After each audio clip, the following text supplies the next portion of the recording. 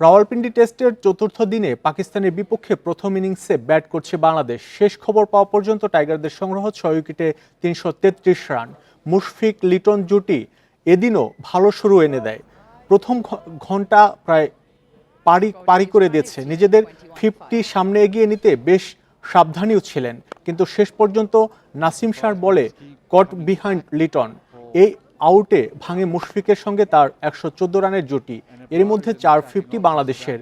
এর আগে সাদমান ও মুমিনুলের ব্যাটেও আসে 50 ঊর্ধ্ব রান। নার্ভাস নাইটেজের শিকার ওপেনার সাদমান মোহাম্মদ আলীর বলে বোল্ড হন 7 রানে। আক্ষেপ গোড়ান ক্যারিয়ারের ২৮তম 50-তে তামিমের পর দ্বিতীয় বাংলাদেশি হিসেবে আন্তর্জাতিক ক্রিকেটে ১৫,০০০ রানের মাইল ফলক স্পর্শ করেন মুশফিক। এর আগে ৪৪৮ রান করে ইনিংস ঘোষণা করে Pakistan. From memory, I can't pinpoint one, maybe a couple of Yorkers only.